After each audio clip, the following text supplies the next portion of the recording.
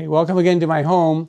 Today we're going to talk about something that I find utterly fascinating, and almost nobody knows it. Most people call Mulek incorrectly, and his journey from Jerusalem through the Mediterranean, through Carthage, and ultimately into the New World.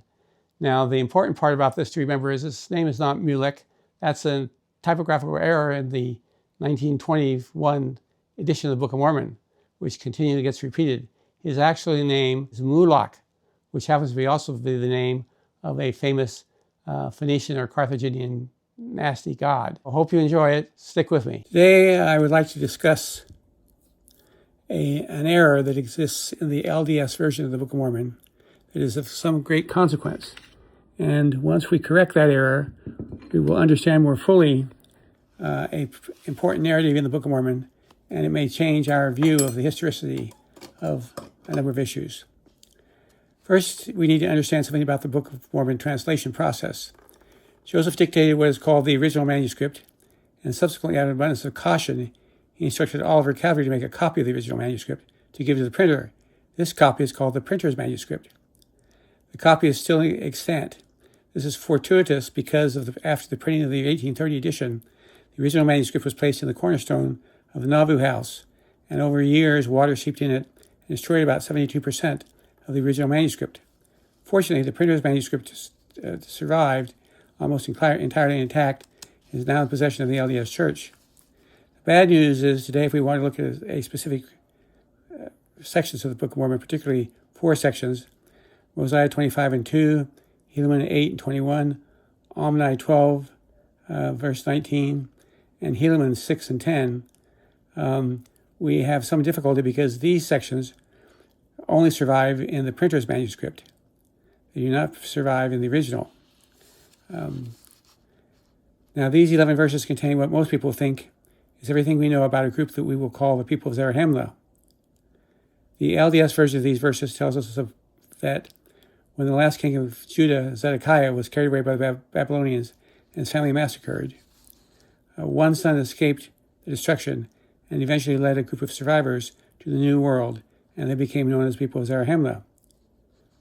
Nothing else is ever mentioned about this group other than 3 verses, Mosiah 25 and 2, Helaman 6 and 10, and Helaman 8 and 21. Each of these 3 verses identify the original leader of the group and as Zedekiah's son.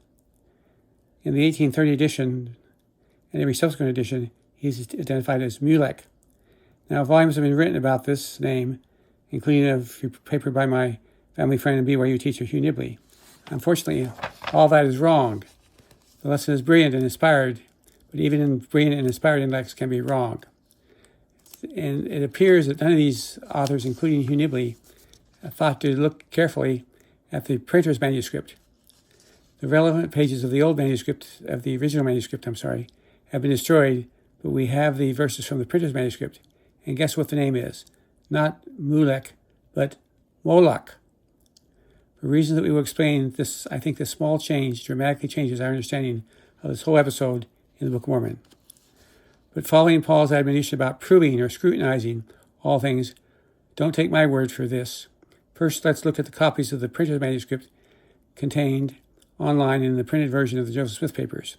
They are produced on your screen. In addition, let's hear from Royal Skousen, arguably the world's authority on the text of the Book of Mormon. We will listen to an excerpt from a lecture he gave at BYU in 2015. One that I think is interesting is the name of the last son of Zedekiah who survives is not Mulek, but Muloch, Muloch, which is a rather ominous name because it suggests the pagan god Moloch or Molech that they sacrifice children to. Name your kid after one of these gods, you might get protection.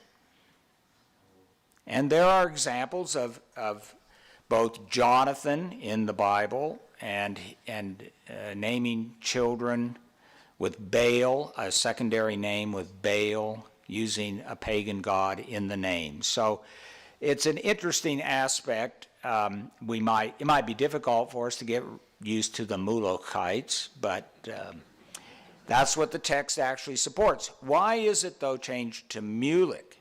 It's because later in the text, twice, right here, when it refers to this same individual, in the intervening moments, there had been the city Mulek, and there were 12 times in Alma 51 and once in Alma 5. So when they came to Helaman 5, and when they came to Helaman 6, and they're apparently just saying Mulek for Muloch, and so Oliver just writes it Mulek. He doesn't ask Joseph, how do you spell that? And so we ended up with 3 occurrences of Mulek, and so eventually Orson Pratt decides the first one ought to be Mulek too, make it consistent.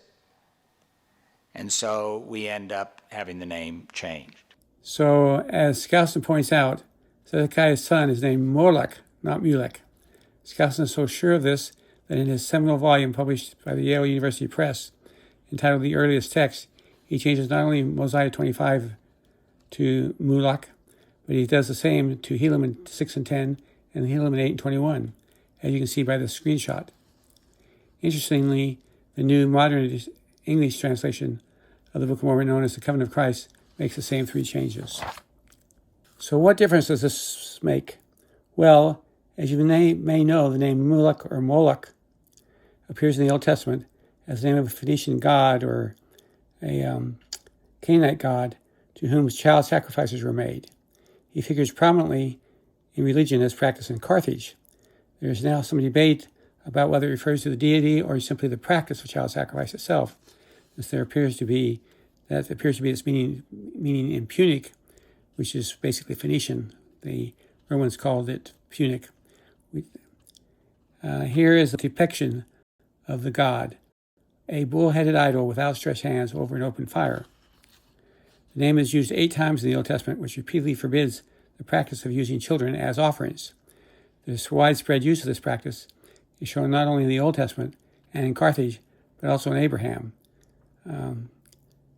Abraham chapter 1, verse 5 and 10. Thus, the scriptural evidence is that this practice was widespread from Mesopotamia to Carthage. In Carthage, there is a particular area called the Tophet, which is dedicated to the Phoenician deity of Tanat and Baal. I spent an afternoon wandering around this area 6 months ago and was struck by all the tombs, as you can see in the copy of the pictures. Extensive excavations coupled with examination of bones offer evidence that the tombs were disproportionately younger children from newborns to early childhood. Both Greek and Roman sources claim that sometimes hundreds of children were sacrificed at the same time at this particular location. So, why would a Jewish queen escaping from the destruction of Jerusalem name her son after a nasty Carthaginian or Phoenician god rather than some Jewish god or some Jewish name? I think that's an excellent question. And of course, we can never know the answer with certainty, but we can make an educated guess.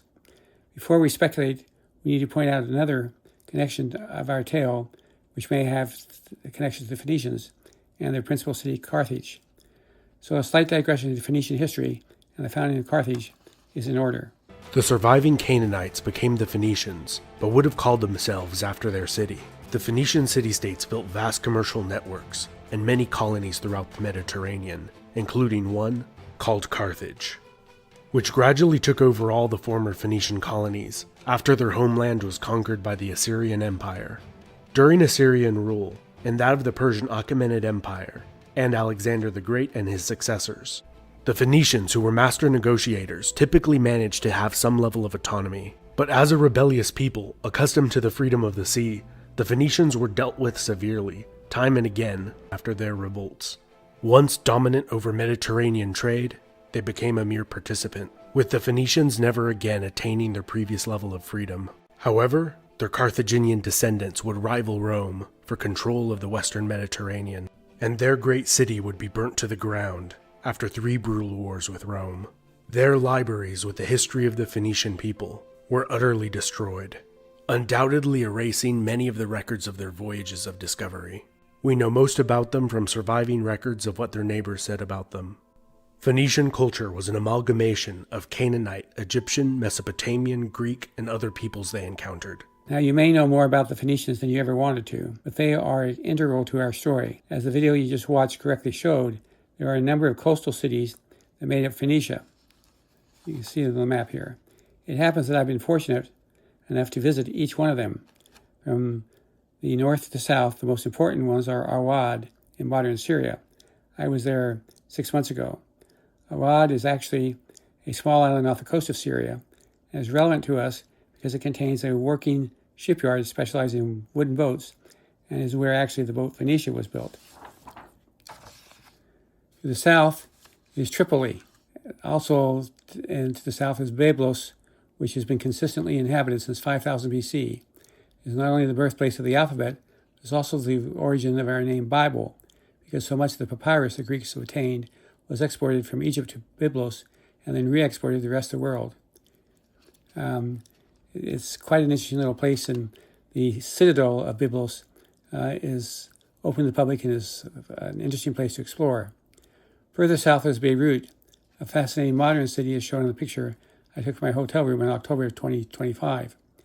Unfortunately, in the last 50 years, it has also been the scene of intermittent warfare, and in 2020, the site of the largest non-nuclear explosion in the history of the world, when a fertilizer collection exploded, killing 218 people and injuring 7,000. Even when I was there, it was under surveillance by an Israeli drone, which blew up 3 people a few miles south of my location. As we now know, over the last few days, as I dictate this, war has broken out once again in poor Lebanon, and much of South Beirut has been destroyed because this is where the Shiite population lives. Continuing south, we come to Tyre, a major commercial city from in 600 BC. It was immigrants from Tyre that founded Carthage in about 800 BC. Then we come to Sarepta, where Elijah was sent to take refuge with the widow, as referenced in 1 Kings 17, 9 through 10, and was referenced by the Savior when he publicly announced his messiahship in Luke 4, 25 and 26. Continuing further south, we come to Sidon, which is the closest major Phoenician seaport to Jerusalem. And interestingly, shares the same name as the major river flowing next to the principal city of the people of Zarahemla. In both Phoenician and Hebrew, Sidon means the place of fishes. Yet another example of the use of Phoenician and Hebrew names in the Book of Mormon. This was also the area mentioned in Matthew 15, 21 through 28, where the Lord met the Syro-Phoenician woman. So what? Why is all this excursus into ancient geography important? Good question. The point is that within a few days' walk from Jerusalem, there were numerous seaports from which you could take a ship west to escape the Babylonians. It's about 100 miles from Jerusalem to Sidon, 4 days by horseback, or less if you were motivated. Now, you probably know more now about the Phoenician Empire and cities like Sidon and Tyre and Beirut and Byblos than you ever wanted to know. But you're going to learn even more cool stuff about Carthage and ultimately how Muloch and his group traveled from the area of Carthage into the New World.